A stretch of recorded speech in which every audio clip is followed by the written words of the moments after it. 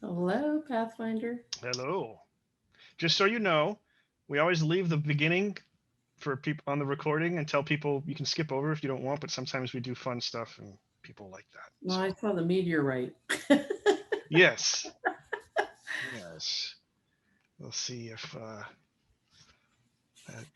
John asks me about what's in my field of view today. Let me ping him. For those of you who are watching the recording, we always do a little sort of, informal random stuff at the beginning, 10 minutes beforehand. So maybe it's entertaining, maybe not. I don't know. We'll find I out. think it's entertaining. Let's see.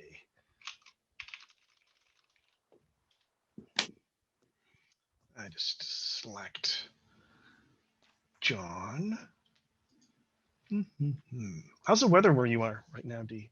It's gorgeous. It's going to be 88. We can get in our pool. I am so excited. I'm in Florida.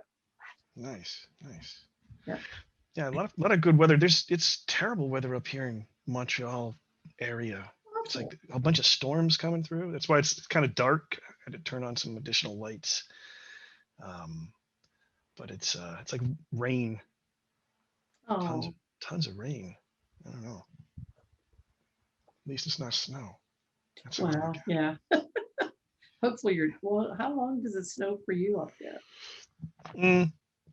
We might get like one more snowstorm before um, it all stops in sort of mid-April. But yeah, it's you never know. It's the weather here. The winter is a little bit extended, and the good news is though, like as soon as it's like spring suddenly kicks into overdrive to catch up on the few weeks that it missed. So it's like in the period of 1 week, it's like there's nothing growing, and then all of a sudden, boom, everything just it's like spring loaded spring. It just goes off. Literally. Now, how hmm close to Montreal are you? I'm on the island. I'm in the middle of um, I'm in the neighborhood NDG Notre Dame de Grace. Fun fact, trivial fact. I live about a mile away from where William Shatner grew up. Oh, how His neat is house. that? I know. There's there's no like monument or anything on his house. It's just I know that's his house. Um, but yeah, he was yeah he was born Canadian. He grew up in the same neighborhood here that I live in, Hello, and John. hello, Hello. Happy Friday. Hey, yep. happy Friday. How are you doing? Doing okay. How about you? I am doing well. We just had our sprint end meeting. We just finished a 2 week sprint and we're going to be kicking off the next one Monday. So that was great. Got to talk to the development team and check in with those guys. And Nice, yeah. nice.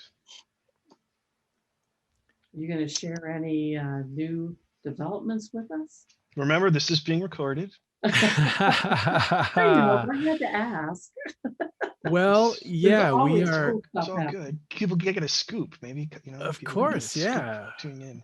Well, we're deep into development of our new XR system, which means that we're going to have the capability to expand compatibility with a lot of other headsets. That's So right now we're still Rift S, but we're going out to HP Reverb G2, HTC Vive, Valve Index, and a bunch of other headsets. So in the finishing touches of integrating that into the rest of the platform, and then so the next sprint is going to be integration, and then after that we're going to be QA testing, and then we'll be releasing sometime toward the end of April. So we're really excited about that. But as far as new content goes, we have the nursing station that we've been talking about is ready. So we could actually look at that today during the roundtable if we oh, I'd wanted like to to. check that out. Nice, Okay. nice. So Hello, Lee Yang's joined us. This is the pre-show, the pre-presentation roundtable. I should have known better than to come in now, right? It's good. It's this good. is great. Everyone gets the shake it out, get the juices flowing. Um, Well, we get to talk about something in the background. This is always when we do the pre roundtable check-in, we get to pick something from Jon's background and get him to talk about it. Huh. What do you think, Dee? We already talked about the light I saw thing. The meteorite. Yeah, we saw the meteorite and we saw the electricity thing, and we talked a little bit about the Russian doll in the corner there. This weird doll here, yeah. Yeah. That's not a real skull. That's a that's a movie prop. That a friend of mine makes movie props for horror movies.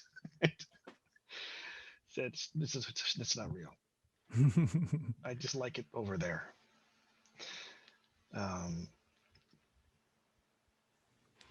I did put something over there because I was, it's like maybe he'll ask, what is that? Oh, what is that? I'm glad you asked. It's a little hard to see. It's kind of dark over there. But yeah, it is a little because there's a storm. It's kind of terrible right now, the weather-wise. I got new sweatpants too. That's the other thing. Just got them in the mail. It's great. Snazzy. I saw the socks. I got black socks too. I'm wearing my shirt with a collar now. This is a headset, but it's not a VR headset. Ooh. One thing that I'm also into is aerial photography and using drones, as well as racing drones, which are designed for obstacles and so forth and so on. And when you're doing photography, you can pretty much use a tablet and be seeing on the tablet what the drone is seeing and framing your shots and everything. But when you're flying a racing drone at speeds of up to 90 miles an hour, and you're going like this, you need to see through the camera that's on the front of the drone. And so that's what these are. If you ever seen anything that has like antenna, these are antennas. And it's just, you wear them on your head like a VR headset, and they've got, lenses. And these radio antennas communicate with the drone, and you see exactly what's coming, what's in the camera of the drone, while you are also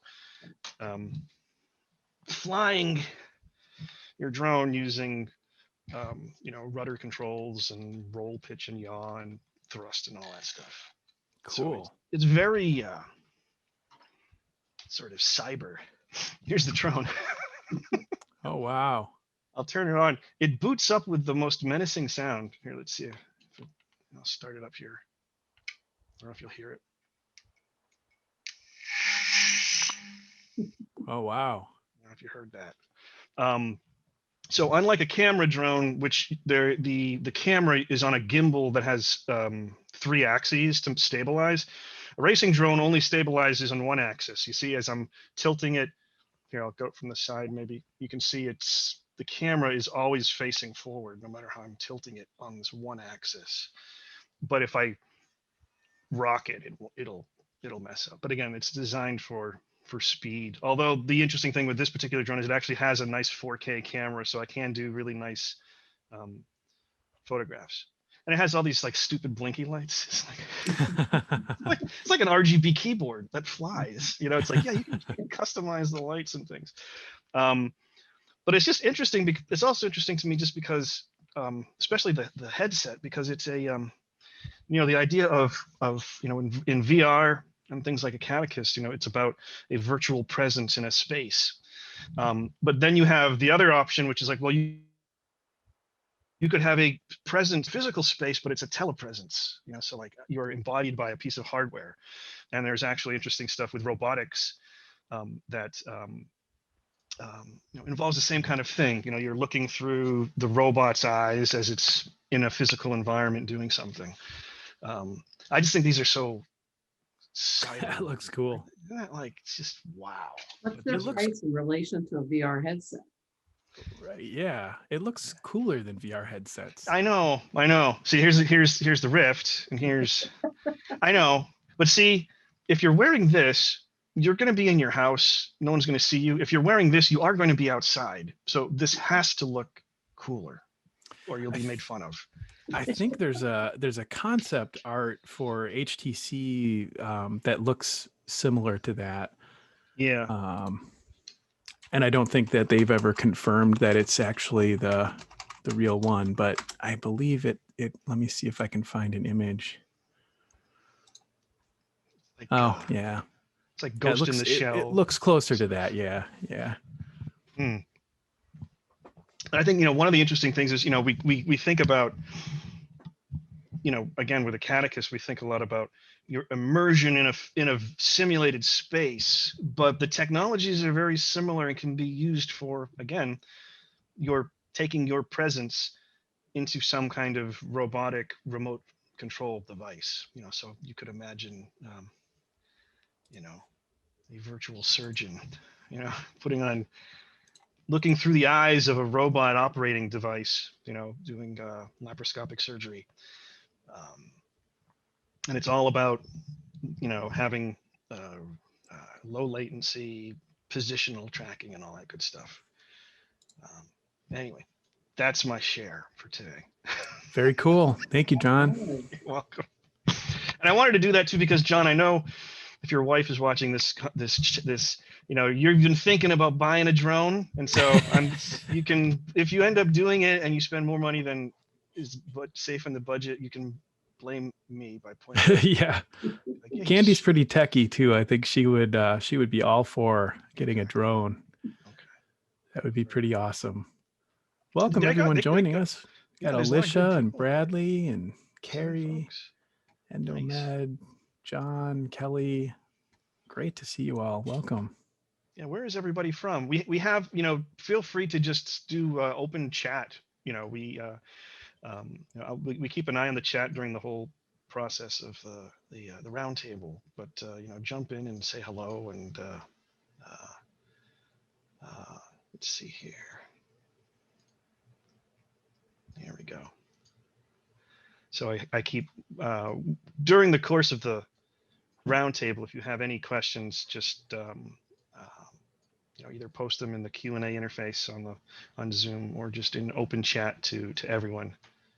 Hello from Niagara, Ontario. Nice. Hello, Alicia. I'm in Montreal. If you didn't hear me say that earlier, so nice. I'm in Madison. I'll put it in chat too for posterity. Technically, the Arch Virtual HQ is south of Madison in the village of Oregon. Just about 15 minutes south of Madison. So I say Madison because people can put that on a map, but we're technically headquartered in the village of Oregon, but we're a remote team. We have team members all over the country. So we're just a few people here in Madison, but we've got developers all over the place. So. Oh, and Rafi's in Orlando, Florida. So nice. Hi, Rafi. Got more folks popping in here. Nice. We realized when we were sending out the invites that we're overlapping with what is spring break for a lot of people. Oh, gosh, Had a lot of automatic replies from people, and I'll be away from my everything office until April something. And I'm like, oh, shoot, we did not think of that when we were scheduling this, but we still had quite a few people RSVP. So it's exciting. Yeah. Good number of folks. And we like to keep doing this on sort of a rhythm, on Fridays around the same time, every other week and so forth. New Mexico. Nice. I love New Mexico. I do too. I love the plants, the desert biome. Mm-hmm. It's just amazing. The saguaro cactus and what are those long spiky ones? The acateos. I don't know. It's like it looks like something out of a Dr. Seuss book. It's just like this long thing with a tuft on the end and all these spikes. Acatilla. Oh, thank you, Michael. I think there are gilded flicker birds in New Mexico, which we don't get here. I think I got my lifer gilded flicker when I was in New Mexico. I have no idea what that means, what you just said. What is the lifer? It's a bird. A bird. It's a bird that I hadn't seen before. I'm a birder, so I like to go places and get new birds. Oh, okay. Oh, no, saguaro there. I didn't know that. There aren't gilded flickers there. There's no saguaro. Oh, maybe I'm sorry, because I'm from the East Coast, so I'm stupid about the West. But maybe it was Arizona or New Mexico. I can't remember. It was the desert. It was. That might have been where I got mine too, because I was in the Arizona, yeah. Chiricahua Mountains. We were just east of the Chiricahua Mountains in that area where I got the gilded flicker. So Great. Well, it's 1 minute after. I'll let's kick things off officially here. Thank you all for coming. If you tune in a little bit and you caught us in the middle of the chatter, just so you know, when we start these roundtables, we always start them about 10 minutes before, and we just figure, well, we're just going to hang out and talk and not and keep it in the recording. So if you feel like watching the interesting pre-show stuff, we usually have a little fun and talk about random things. And but thanks for joining us. If you have any questions during the course of this, please type them in public chat, to all panelists and attendees. Let's, so everyone can see what's being typed. We will keep an eye on the chat, and any questions that people ask, if you use the question and answer interface, we'll make sure we keep an eye on that as well. And just, drop questions and comments in chat, and we'll keep an eye on them during the course of this roundtable. But we like to keep things, somewhat structured, but this is an opportunity for discussion amongst the people on our panel here and all of you. So that said, what I'm going to do here is share my screen, and I'm going to walk through some slides, and we're going to kick this off. Let's see, here we go. All right. So if you're new to this roundtable, we primarily talk about the Acadicus platform by Arch Virtual, and Acadicus is a virtual simulation platform that allows people to create learning experiences using tools and a library of content. And it's really for, one of the main use cases is really for creating a virtual sim lab. The same way you have a physical simulation lab, this is a virtual one that can augment what you're currently doing in a physical simulation lab and allow you to do things that you couldn't possibly do in a physical simulation lab. This is a screenshot of one of the spaces that we've set up. One of the key philosophies and goals that we always have is realism in our environments. We want these environments to have, there's shadows in this environment. Everything's generated in real time. Things change, shadows change, objects reflect light realistically. We really push for realism because these are high stakes environments, right? You want them to look as realistic as possible. So that you can, as you're learning and training in these environments, you can better translate what you learn in these virtual environments to the physical environment, because they're as close as possible in how they appear and react. Now, the powerful thing about these environments is that they're not just full of realistic things. And over here we have, for example, we worked with GE Healthcare here to create this anesthesia machine that is as accurate as it can be according to their engineers. But not only are there interesting things in these environments, but these environments are full of people. They are multi-user environments, and by that I mean people can log into these environments either using VR headsets or just using a regular computer with no special equipment whatsoever, just a screen and a mouse, and interact with the mannequins, interact with the environment, interact with the equipment, and interact with each other. And by interact with each other, I mean they can speak with each other, they can hand equipment to each other, and so forth. And this particular slide here, I like this one because it shows really the 3 different ways you will see other people in this multi-user environment. And on the left here, you can see a student who is logged in non-VR mode. And this student, they have no hands because they're not using VR hand controllers. But the student is able to move around and interact with people and talk with people and click on objects, using their mouse. Over here, you see John, and John is logged in VR mode, and you can see it's tracking his head, and it's tracking his hands and his fingers. And as he moves around, you see his body language, and you see him picking up equipment and manipulating it and handing it to other people. And the third type of presence you see are these, what we call, these are 3D recordings. And this means this is a very powerful tool that we love because it really leverages the expertise of instructors and teachers. You can go, Dr. Nick Slayman in this case went into this environment and he basically said, I want to show people how to place these leads. And so he just clicked a button and it recorded everything he did in the environment, what he said, how, his body language, his body positioning, his manipulation of objects. And when people came into this environment, in this case, Jon came in here and he pressed play, and it basically started playing back a recording of Dr. Slayman doing stuff. And it's you're not a passive viewer in this case. You can actually move around in the scene as the recording is playing back. So it's kind of like the holodeck on Star Trek, being able to play back an event. We think it's a very powerful educational tool. So that's getting everybody caught up with what Acadicus is, if you're not familiar with it. But what we're all about, the roundtable here, is getting really amazing guests to come and talk about what they're doing with virtual reality, their experiences, and all that good stuff. And what we're going to also do is about 3/4 of the way through this roundtable, I'm going to jump into VR in real life, and Jon is going to share his screen, and you'll be able to see some of these environments in real time with me in them. You don't have to be in VR. You don't need a headset. Just stay. Just watch the Zoom video, and you'll see all of that. But our guest today, we're really excited, is the title is Upping the Virtual Simulation Game, and Dee McGonigle. And she's the Director of Virtual Learning Experiences Simulation Excellence in the Center for Transformational Education and Learning Innovation at Chamberlain University. And she's a professor in the graduate program at the Chamberlain College of Nursing. 44 years of experience teaching and learning, involving nursing informatics, serious gaming, simulation, and virtual learning with the realities, especially VR. So what we're going to do is we're going to learn more about her work at this really interesting intersection of nursing, education, and virtual simulations. Here's the cast of characters that you'll be seeing today. It's Dee. Jon, why don't you introduce yourself briefly?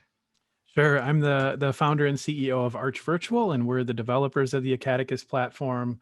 And I actually come from a background in architecture and did a lot of architectural visualization in virtual reality to get started, and had the opportunity to do a lot of medical environments. And actually, one of the very first medical simulations that I did was in collaboration with Dr. McGonigle.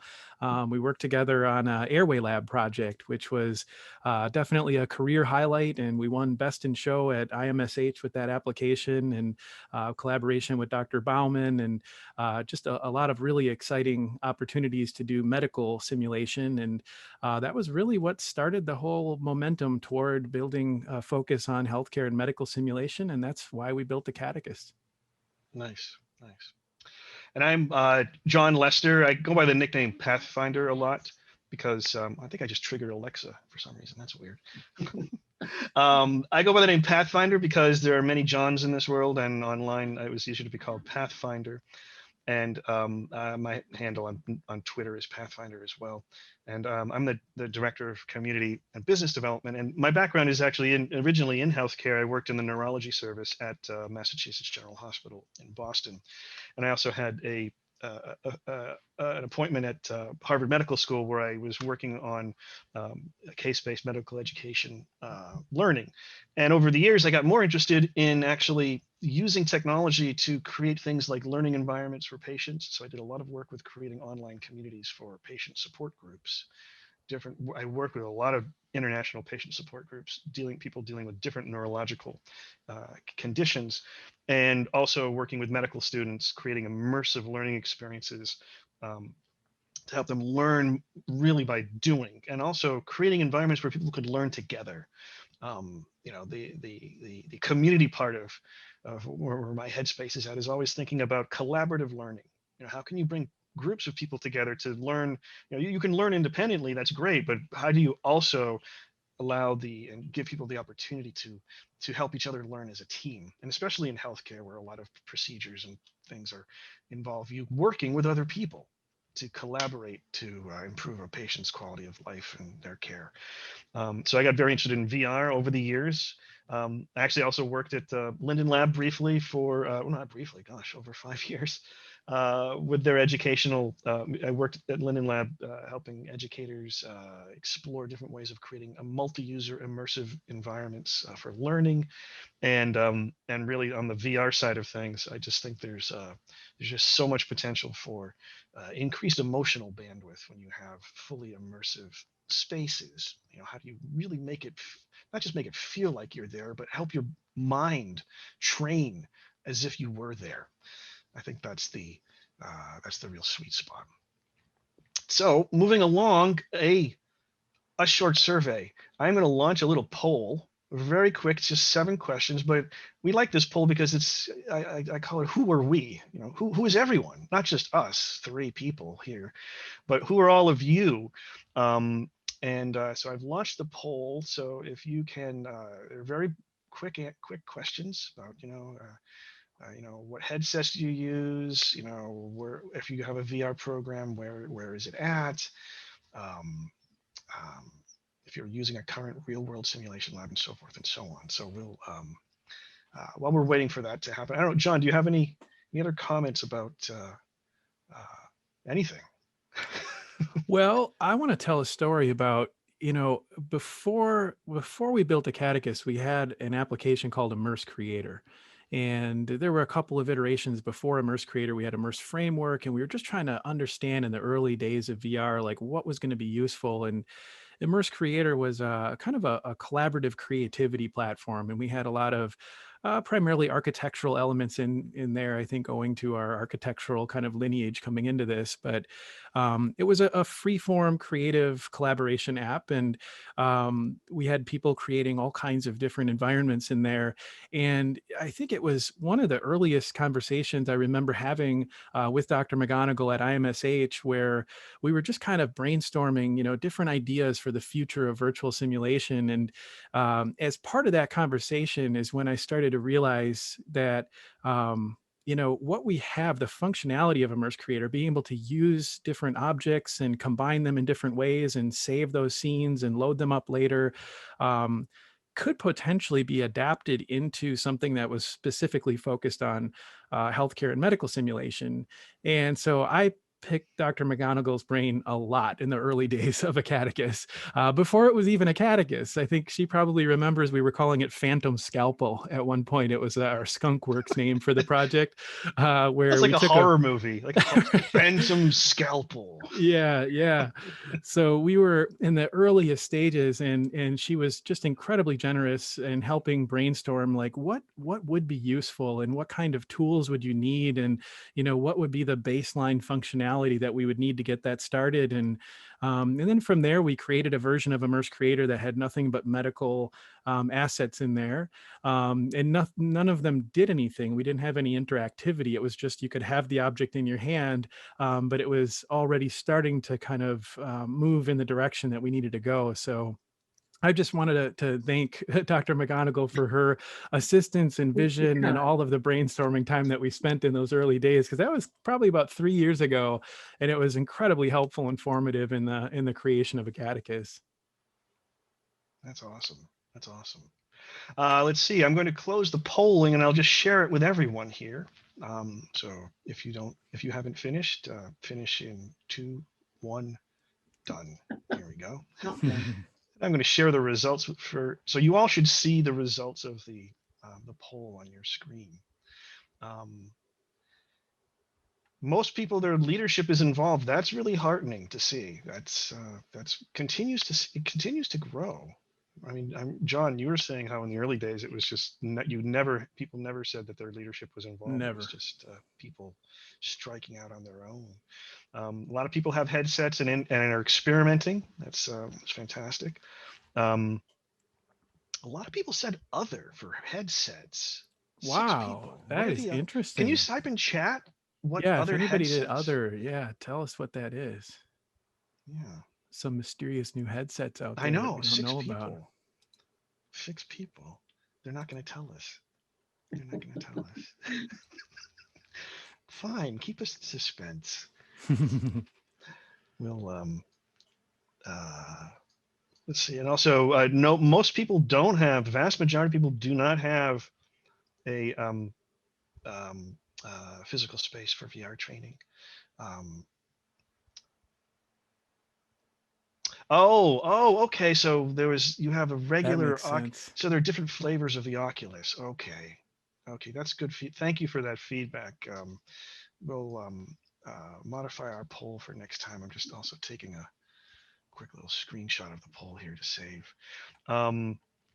Most people don't have a dedicated physical space for VR training, so that means you have to get a little creative with a cart, maybe move things around where the VR equipment needs to be. And most people, well, almost half and half, have used a real world physical simulation lab, and same with currently using one. And a lot of IT support people here. That's awesome. That's so thank important. You. Yeah, that's so important. I do so many demos, and so many times Yeah. we always kind of have that like, well, we'll have to tell IT about this at some point, and it's always this kind of, they're not going to like this. But I'm all for bringing them in early in the conversation, because they're your biggest allies. Like, I think the IT support, they get it. They understand how this technology works. So that's great to see that many people attending. Yeah, that's fantastic. And any other, Dee or Jon, do you have any other comments about these, who these people are, who we are? I just think I'm with Jon. I really am excited about leadership jumping in and being more proactive and supportive, not only in how they obtain their faculty and what type of faculty they do choose to bring on board with the technologies, but also in supporting faculty that they have to learn more, to encourage them. That's a good point. Yep. Cool. All right. Well, I will, let's see, I will stop the sharing of the poll. And next up is I have to set it so that my audio is sharing, because I want to share a video. Dee, this is amazing. Do you want to set the stage, Dee, for the video? Yeah, set the stage for this video. I have an excellent team. Craig and Joe have been in with me. We've been developing. The two of them have done so much. So what we wanted to do was give you an idea of the thoughts that we have with how you can use Acadicus quickly without a lot of hard work at all. I mean, it's just very easy to use. So we wanted to progress miles, the patient miles, from home to the hospital to the assisted living, so you could see that. And we also wanted to just give you a pinch of the, if you will, the 4-patient assignment area, because Jon, he has a surprise for me too, because I think the nurses station is done, right? So I'm excited to see that. And Jon is a true partner. I just can't say enough about you, Jon, but we've worked together, and with this 4-patient, we called it multi-bay initially. That's what it was called. Now we're calling it multi-patient. But with that area, we can now bring in ambient sounds, and we can challenge our students to actually be able to practice like they're going to practice in the technology-laden environments where they're going to enter when they graduate. So this is very exciting. It's also wonderful for the early students, because when they first walk on those clinical units, they've not heard all that noise if they've never been in the hospital or if they haven't had any experience. So it's really a great environment to bring them up to speed too, as they slowly gain in numbers of patients that they're caring for. Fantastic. That's awesome. Yeah, that's great. Well, this is put out for Acadicus because it's awesome. Thank you. I specifically put guest video up here because, we didn't make this. I mean, we meaning Acadicus, right? This is all you guys. You just. Right. Using all of your assets and everything in Acadicus. Look what we did quickly. Yeah. And look what you can do for your students. And I have so much more to say, but anyway, just starting off with that, I'll let you go ahead and say it. But one thing I wanted to say with the leadership, in my current position, I am so fortunate because my administrators are highly innovative, but they are truly, truly focused on what we're calling the student experience. And I think that's the other piece, how is what we're doing, affecting the student? How are they dealing with it? Especially early on, when people didn't have the technology they needed, and we're trying to push them into 3D spaces and they couldn't support them. So I'm very excited about that. And our administrators are very supportive. Nice, nice. Just so everyone knows on the in the roundtable here, you know, these slides will be available, so you'll be able to have a direct link to this video as well from the presentation. But I'm going to play it now. If you don't hear my system sounds, let me know in chat. Before you play, oh, sorry, John. That's okay. Oh, I was just going to say that the thing I absolutely love about this video that I think just going into it, I want people to keep in mind is that in addition to the amazing like innovation and the creation of the space that they've made here, it also served as a kind of a 3D storyboard. Because what we were able to do is like you'll see a lot of the walls and things that they're using, they built them out of our primitive shape assets. So they're plywood, you know, they're sort of like a wood texture. But the way that they created it based on their vision is, you know, a really good indication to our team in terms of what kind of environment they need to support their simulation. So we were able to take that and create the environment that we'll look at later on that we'll be unboxing. Nobody's seen it yet, and I just actually saw it for the first time this morning, so I'm really excited to share that today. But it was in many ways derived from the input that we're getting from videos like this and seeing the way that Chamberlain was able to use the plywood or the primitive assets to kind of shape this up, and then we were able to kind of encapsulate that in an environment that we'll look at later. So nice, nice. All right, here we go. This is a 3-minute video, so sit back and enjoy.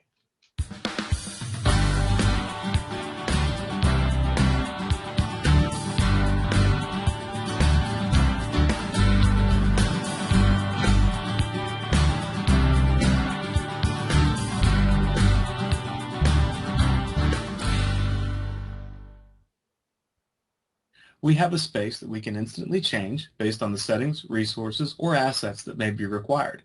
As new content is developed and added to Acadicus, it becomes immediately available to our virtual sim lab. This space can be entered in non-VR using the viewer option or in VR by selecting the VR option to be fully immersed in virtual reality.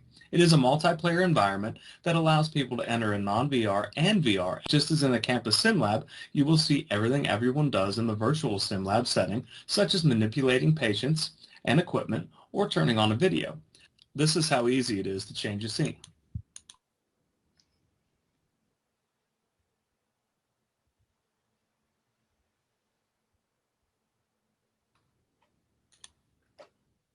The home EMT shows Miles in his home being stabilized and ready for transport to the hospital.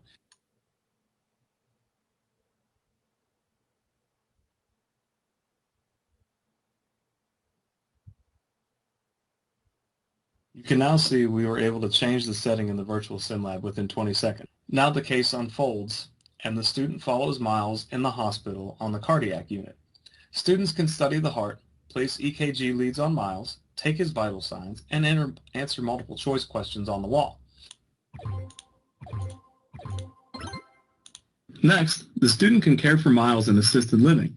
He has a tractor and photos to remind him that he was a farmer. Here students can get an idea of what it's like to have a patient assignment in the hospital.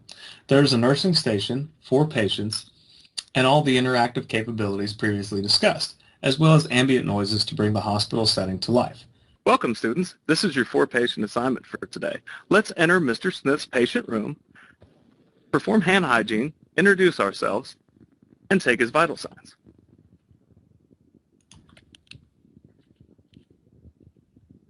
Mr. Smith is a 38-year-old male patient. In closing, we feel the lack of metrics within Acadicus is actually a strength, not a weakness. Instructors aren't limited to hard-coded exercises and can give students assignments using custom metrics in Canvas. We are excited to support this rich environment to enhance the student experience by facilitating their collaboration with their faculty member using different learning methods: one-to-one basis, student teams, faculty member present or not present, one-to-many as a 3D recording.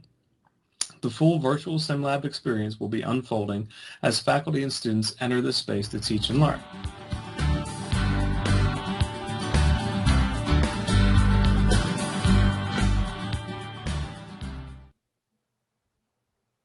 That was awesome. nicely done. That's so Nice. cool.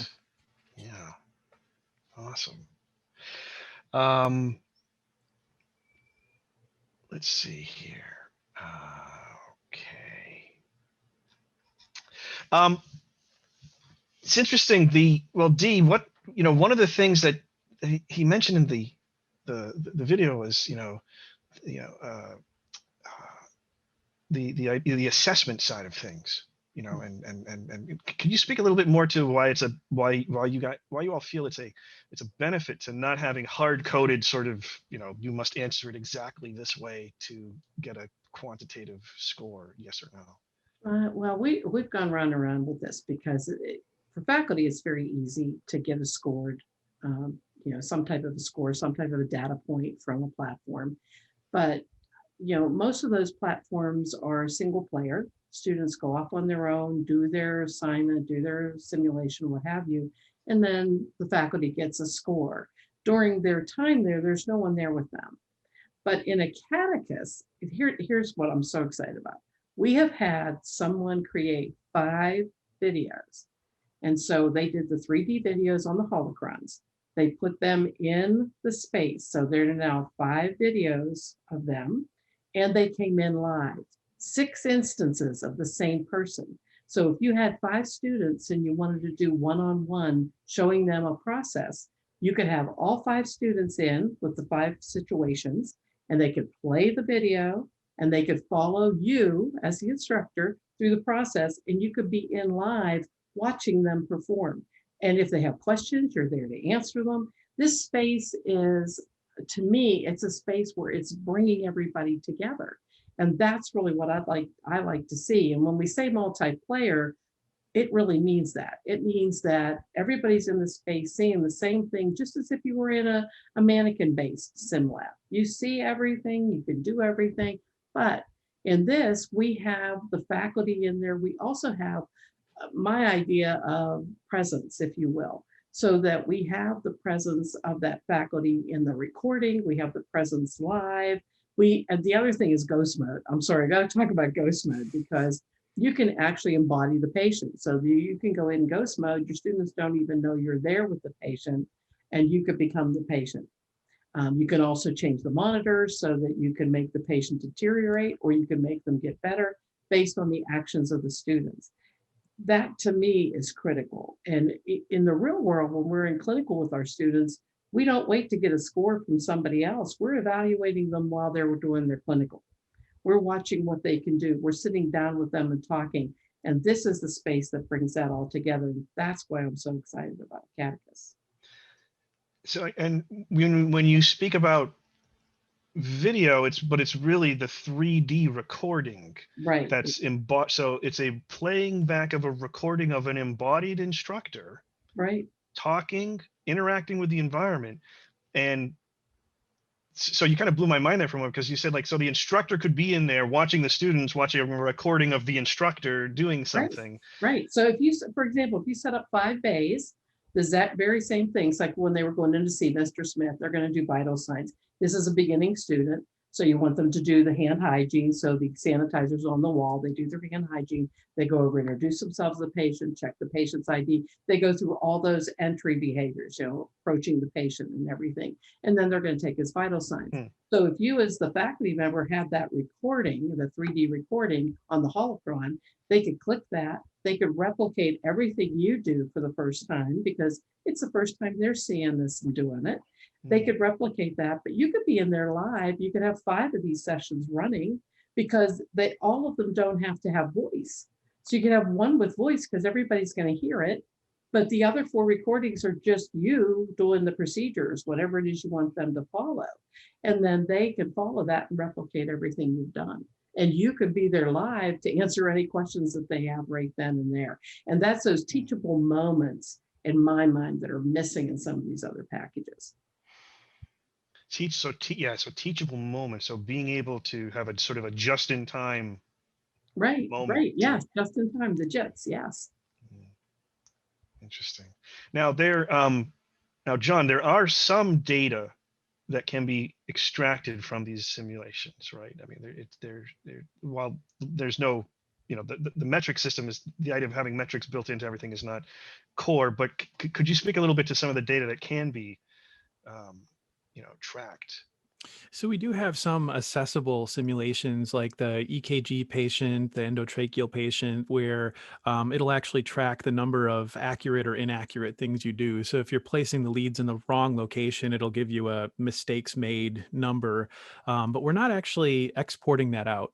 So it's really just staying inside the platform. So it's really about the instructor being there together with the student, or the student being able to do kind of a self-assessment. The other option is we've also had schools using the 3D recording feature to record the student performance so they can play it back as an immersive kind of a debriefing and reflection. So they can actually watch themselves from just moments earlier and actually critique, and talk about what they did right and what they did wrong. But again, those things are sort of like happening in the platform. Yeah. Oh, no. No, go ahead. That is the other powerful thing in here. The students can record what they're doing. So I'm sorry, go ahead. I didn't mean to interrupt you. No, that's it. I just saw there's a question from Rick about turning on closed captions. Is that something you could do on the admin side, John? I'm sorry, in Zoom? In Zoom? I'm Oh, not familiar I've never done with it. anything like that in Zoom. I'm sorry. Yeah, I apologize. I have no idea if that's even a feature in Zoom. Well, I'll look into that definitely for future ones, but I don't have any ability to do closed captioning right now. Hi, Rick, by the way. Rick is a good collaborator. So so part of the power of these immersive environments is that you have, when you're in VR mode, the embodiment of everything is your embodiment is being shared. Where you're looking, you can see where someone is looking, you can see where their hands are, you can see what the fingers are doing, you can see what they've picked up, you can see where they are in an environment. So a debriefing is very much a completely immersive experience, right? I mean, because you could basically be like, yeah, student, hey, Susan, you weren't looking at that screen, you weren't looking at his blood pressure. Yes, I was. No, you weren't. See, in the debriefing, you were doing this. It's, oh, I didn't realize I was doing that. So Dee, maybe can you speak more about the level of information you can get from a debriefing in a 3D VR recording? Well, pre-briefing and debriefing are huge. So we coined the term PEDA. So it's pre-brief, it is the enactment, so it's PEDA. So it's pre-brief, enactment, and then it's the debrief, and then the assessment. So you have those four pieces, and the debriefing used to be thought of as the end all, and you had to, that was huge. But now pre-briefing is coming into being needed as well. So you totally prepare the student for the enactment, so they know exactly what to expect, what's going on, all the way through to the assessment. So they're aware of all those steps. So the pre-briefing is also important, and that can be done with the 3D recording. It's just the system just allows you so much, because you can do that one-to-many, one-to-one, because you have that potential to do the holocrons and the 3D recordings. For debriefing, you really want the students to reflect on what they've done and to think about that whole experience while you help them connect the dots, because you want them to understand, what they should have done or what could have been done, or why that educational episode was so important. You really want to connect those dots from the theory through the application. And that's where debriefing is, in my mind, where it shines, if you have faculty who can do that. And while you're in the scenario with them, if you can point those things out, it also helps them. They're not wavering, wondering, okay, I didn't do that right, what do I do next? You're now there helping guide them. So it's wonderful. Even student teams, you'll see other students take that role. Oh, no, you need to do this step, or you need to go over here, or were you thinking about that? Look at that blood pressure. We need to give them something, or we need to do, so sometimes the students will take over the role in enactment.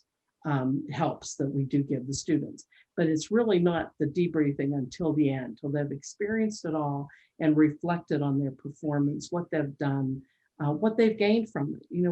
What's their takeaway from this? Now they have this experience. And I think in Acadicus, if you just look at, we just took something very simple like first degree heart block.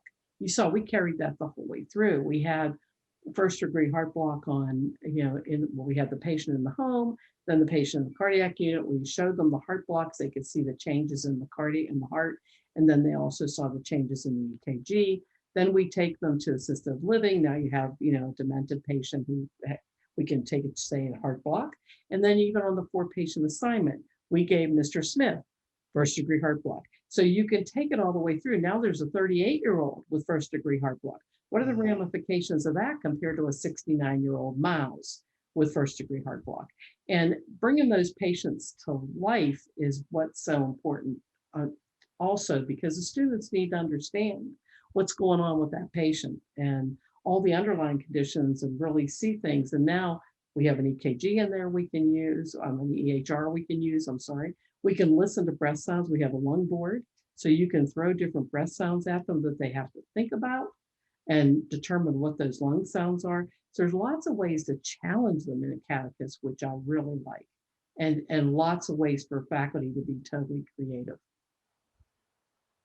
Nice. Wow. That's fantastic. Well, I think I'm feeling like I got to jump into VR, John. What do you think? Let's do it. Yeah. VR. Before I do that, because I'm going to show the last 2 slides and then we're going to get crazy because it's Friday. The last 2 slides here that I will share with you folks, and again, these slides are available. There's a link. There will be a link to them on the VR Roundtable page on our website. Hold on a second here. Sorry. Let's see here. Here we go. Okay. We have office hours when we're not doing roundtables. We do open office hours, and they're a little bit different. So office hours are if you want to actually log into Acadicus and meet us in Acadicus, you don't need to register or do anything. Just download the software. You also don't need a VR headset. You can use it in non-VR mode. But next Friday, we'll be doing it at 2 p.m. Eastern, as usual. This slide gives you some details on how that you can download Acadicus. If you want to just see a live stream and also talk to us while we're in the live stream, we live stream into our Discord server. So our Discord community is a very wonderful opportunity to connect with us and other people who are using Acadicus. So there's information about that as well. So next Friday we'll be doing office hours, and then I just wanted to drop this last slide here. If you want to get a hold of these slides and you want to actually get them a little early, I'll actually even just paste the link to these slides right now in chat, so you all have the ability to see these slides. We record all of these sessions. If you like these, please sign up for our newsletter and you'll be alerted of new sessions. You can try Acadicus for free. You can reach out to us on our Fresh Desk email, and again, join us in Discord. So that said, I'm going to leave. And my video is going to turn off. This is what's going to happen if you haven't seen this before. I'm going to actually get into VR mode, but I'm going to keep my audio in Zoom. So I will hear all of you in Zoom, and you will hear me in Zoom. What I'm going to be logging in VR mode with the headset. What John is going to do is he's going to log into the same Acadicus room in non-VR mode and share his screen. So you will see, basically, you'll be seeing through John's eyes in non-VR mode. He will essentially be like the camera guy, showing what's going on, and you'll see me in full VR mode. The other thing you should think about is that may give you some ideas about how you could actually leverage these 3D virtual environments for people who don't have any special software at all. Someone who's just tuned in on a Zoom call. You could imagine having a feed from a video of somebody in VR demonstrating a procedure or even interacting with a teacher in a VR environment. And all you got to do is just log on to Zoom. So we kind of like to show that kind of a possibility. So you may hear some weird noises as I get my gear on. Bear with me, and John and Dee, you just keep going, and I'll see you in room 0377 in Acadicus. See you in the metaverse, John. Well, the other thing I think we should bring up though, John, is there is interactivity in the non-VR mode. It's not you don't have anything you can do in there in non-VR. You can interact, and you can use the holocrons. I mean, there's a lot you can do without a headset besides, but it's amazing when you're in the headset. certainly. Yeah, it's even more immersive. Yeah. But yeah, a lot of the newer simulations, especially since the pandemic started, we've been really focusing on that non-VR functionality because having students in headsets has been more challenging. We're starting to see more and more getting back into headsets, getting back on campus. But, you know, in the meantime, we were able to get the non-VR functionality supported, which has been great. Something we had to do anyway. There's always going to be a subset of people that just can't or don't want to put on a headset, and that's totally fine. That's completely fine. And we want to be able to provide an equivalent experience that way as well. So if anybody ever wants to come into Acadicus, there's what you can do here. Let me just share my screen briefly. At just the landing page, acadicus.com, there's an install Acadicus button right up at the top. And if you click on that, you'll come to the next page where you can see the hardware requirements. And right here is the download. So if you type in your email address, you can download the installer here and launch it. And then when you launch it, I will show you what happens then, and we will go and find Jon. So share my screen again.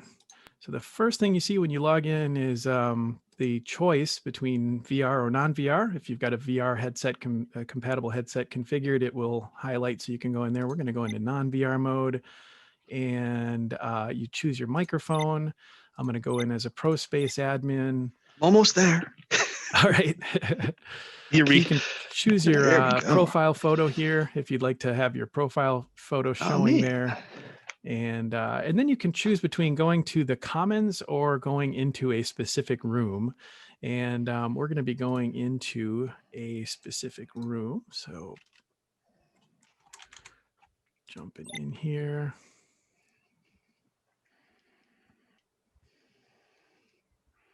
I can't wait to see this. We're going to start in the room that you shared with us. So we'll see this space first. So let me just mute here. Yeah, so this is the scene from the video that we just watched, which is pretty awesome. I just love this scene that your team created, Dee. It's just really cool to see how you use the assets and how you combine them and put them together to create these this multi-patient experience here. It's all Joe and Craig. They did such a great job. It's so cool. It's very well done. So there's Jon. I'm just hanging out at the hey, how you doing? I'm just here, like, you know, how you doing? She's ignoring me. It's okay. Yeah, I'm just I love that if you want to come over here, Jon, like there's like on the screen of the computer, I'll move over here. Like on the screen of the computer is a picture of, I guess, like what this environment kind of looks like in the physical world. I don't know. It's like, you know, meta, very meta. It's very meta. Yeah, it's very meta. and so, you know, for folks who are you know, well, everyone's seeing me on the video. You know, see, I see you don't see Jon because you're seeing through his eyes, right? But I see his presence as, remember one of those shapes that I showed you? It looks like a cone with his head, and I can see where he's looking. So like if Jon moves his field of view, I know, like right now I'm looking right at him.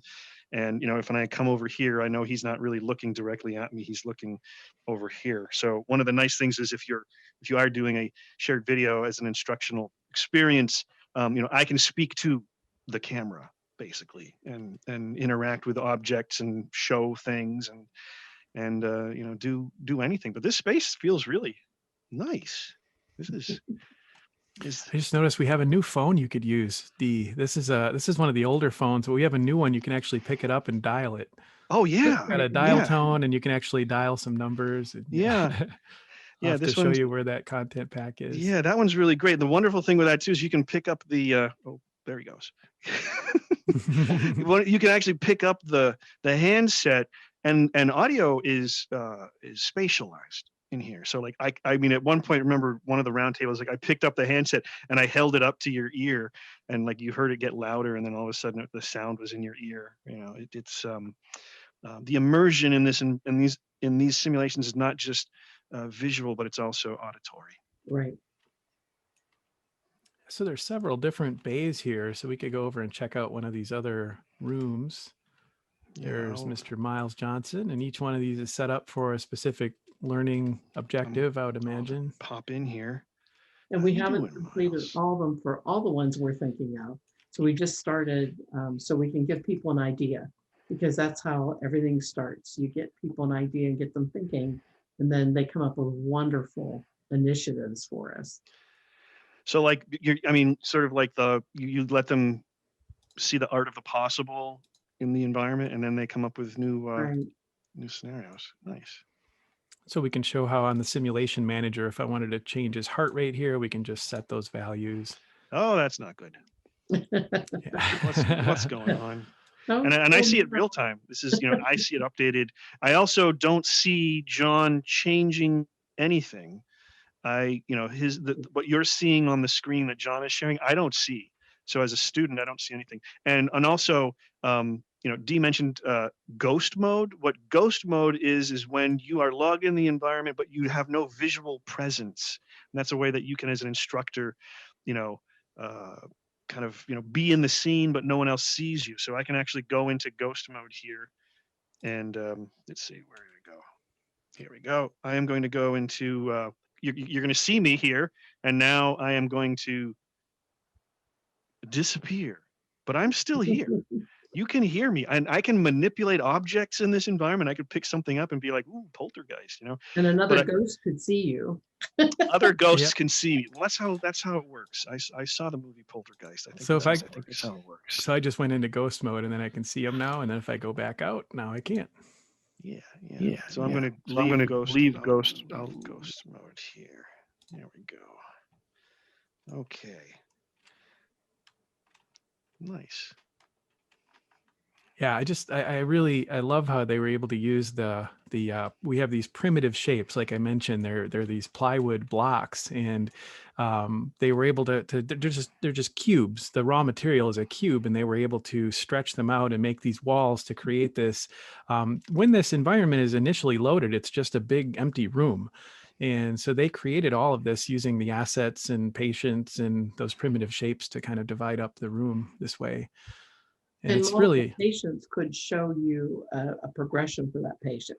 So you've given LASIK or you've done something, and then you want to see what's happening with that patient later on. So multiple patients, even though people say, "Oh, but you have the same patient," but if you're following them, then it's a progression and it's intentional. Mm-hmm. Nice. There's Simon, he's always upset. He doesn't look happy at all. Disgruntled Simon. That was his original MO, was he's angry and he needs to be de-escalated. Yeah, he looks a little flushed too. I mean, he looks like, he's getting his rage on. That is a unique thing too. There's the malleability of the space, right? I mean, because that's what was wonderful to see growing in an environment like this. Is just we're going to partition this off and do this and do that. And so, maybe one of the things you mentioned, Dee, that was very useful was having this repository of library assets that you could use, right? So it's a combination of, you're working with a combination of available assets. We have a content library where people who come into Acadicus have the ability to use a bunch of all these assets for free, but then also modify things. And maybe could you talk more about that part of the journey? Well, sure. You can, and just like John said, you can find objects and then manipulate them into something you want, or a look you want, or even a situation. That's why I really still love our exhibit hall, if you will, because there's so much we can put in there and change and move in and out. And that's what we're using as our sandbox right now. So faculty can come in and explore and try things and test things in our sandbox, but it's actually our exhibit hall, so we can give them different things to look at. Nice. And I went in there, and there was like a couch in the middle of it. It was great. I just sort of hung out.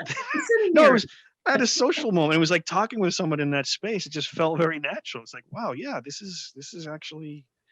Well, the idea behind that was a home scene. You could show them that you could walk in like to someone's living room, but also if you had it as an exhibit hall where you were showing things or getting together as a nursing conference, that could also be a space where people meet and chill while they're in that space.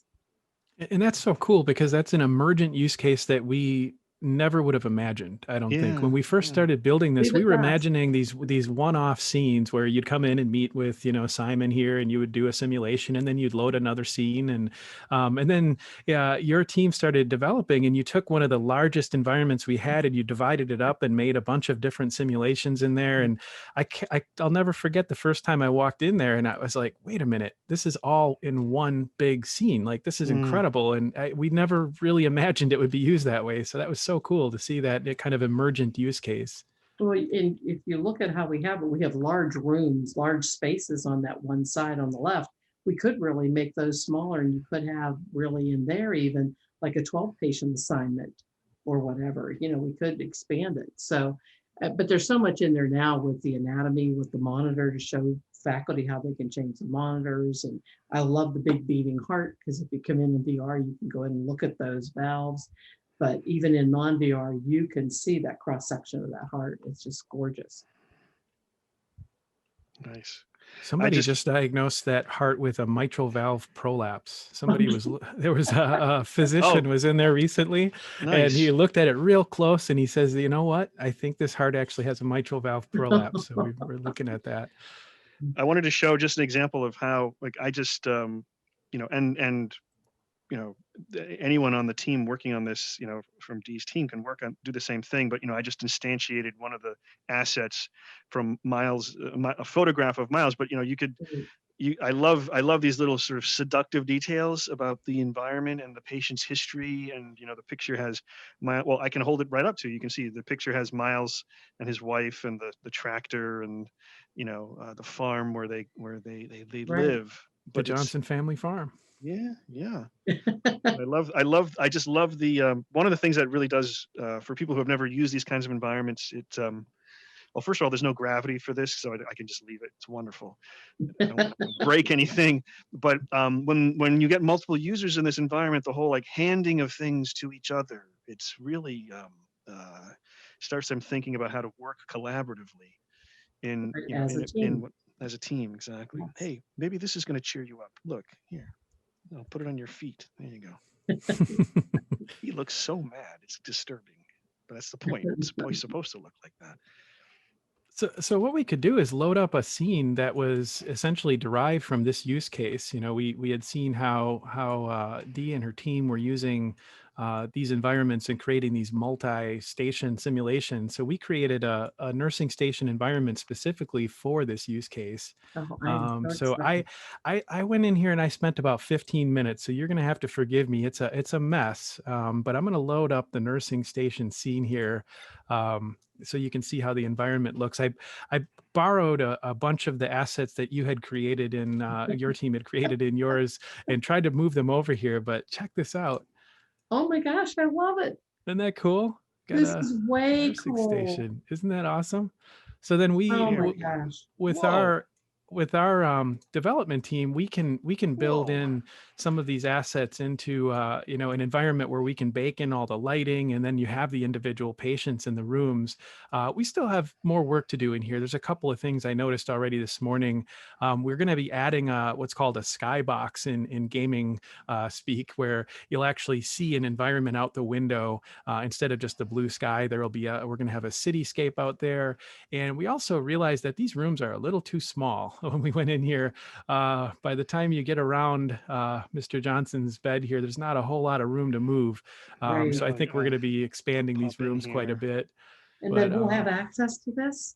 Yep, it's already in here. So you can go, you can download the medical settings environment pack, and this will, the nursing station is one of those environments.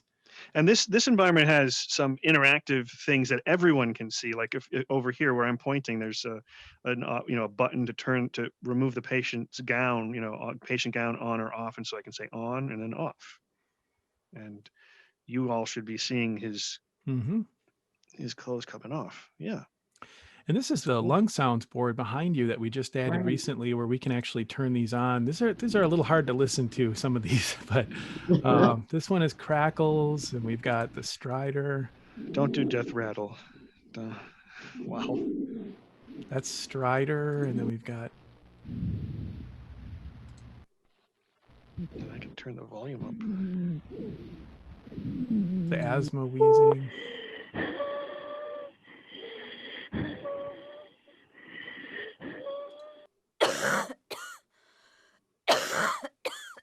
That doesn't sound like Miles. No. I think we're going to need a couple of different versions of some of these lung sounds or some of these audio sounds. So, But that's what gives this setting such depth. You know, when you can come in here and do that and turn one, and the other thing is to for academic integrity. I mean, you always hate to say it, but you know, our students put everything out on the web. So our whole Second Life was out on the web. So we were like, oh, you know, because they take the time to do that instead of just doing the work, but sometimes, which is frustrating. But here you can put different lung sounds in each different patient. So there is none of that, you know, because so this person saw, you know, the rails, somebody else is going to get the wrong guy or what have you. And so you can really change it up so they can't be expecting the same or seeing the same all the time, which I really like. Nice. we can go check out some of these other rooms. Yeah, Very definitely. cool. So yeah, here's Now a I want to add floating. this to our video. Yeah, isn't this neat? So this The one space is has beautiful. a Excellent. random floating gas valve there. This is just because I didn't take the time to build it carefully here, but I added a family member for Miles over here. So I he's, Hey, saw that. hello. Right. What's your name? Hi. I think that's Lucia. She's got a really realistic idle animation. She's just got this, she's breathing, and she reminds me of my sister when she was young. Wow. And in this room, you can see the animated vitals monitor that we're working on for DuPont. This is, if I open up my sim manager, I should be able to find this animated vitals monitor. And then here we have waveforms. So we can actually just change into, if we want to move it to torsades or VTAC or sinus bradycardia. This is terrific. Nice. And then there's also different ones for if you're doing compressions or pulseless, you know, PEA and different things like that. So this is also a work in progress. We're developing this for another simulation, again, with DuPont that's coming up that we'll be able to share more about in the future. But just wanted to kind of give a sneak peek of the animated vitals monitor that's now available. And a big thank you to Miles, our mannequin, who basically was, you know, basically it looks like, John, you did, what are all the things I could put on him? Yeah, he doesn't look very comfortable right now. He's okay. It's okay. Thank you. Thank you for being patient with us.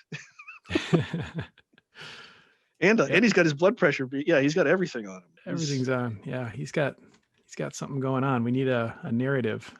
Tonight is meatloaf night. Doesn't have his IVs hooked up. Yeah, no IVs hooked up. We got the bags in here, and got everything else. Yep. We're gonna have pancakes for breakfast tomorrow, your favorite, to make up for this. It's gonna be good. It's really interesting to do getting into the someone playing the role of a patient, and it's amazing because, you know, all the times that we've had different people, you know, on our team playing the role of Miles, you know, you just get this really rich story of who the person is, and it just kind of stays with you. You know, it's like I remember. I can't remember who it was, but one of the simulations, it was, you know, Miles was talking about breakfast, and he's very concerned about a hearty breakfast, I guess, being a farmer, and you just turned his head to me. That was awesome. I just no, that's well, that's fine. I'm sorry. I don't know where your gown is. I don't know where it is. Blame him. Yeah, I believe this was set up as an asthma patient for Madison College. So he's got a fast and a slow breathing, and then we can use the lung sounds board with him to have the asthma sounds. And I believe they use the nebulizer or some other treatment here. I can't remember the specifics of it, but you can kind of mix and match it depending on the cases you want to run. Nice. Are there any questions from the? We're at the hour. We usually go a little bit longer. But does anyone have any questions you would like us to answer before we wrap things up from the This is attendees? terrific, Jon. Cool. Now Thumbs up. Two Thumbs up. Yeah. Thumbs up. 2 thumbs up. Yes. Here's one of our new nurses for the Open RN project, Chippewa Valley Technical College. We added a new nurse. She has nice pearl earrings. Yeah. Nice little detail. Well, and that's Maybe. what brings them to life. I mean, is that realism. Yeah, yeah. There's I've worked with different video game engines over the years and different video game developers, and one of the things they talk about is seductive detail, little things that are actually really, really important to making something feel realistic. So, little details, a photograph on a wall, a certain kind of a view out a window, Thank you and again. yeah, yeah. And I guess the last thing I would want to ask Dee is, like, where do you see this?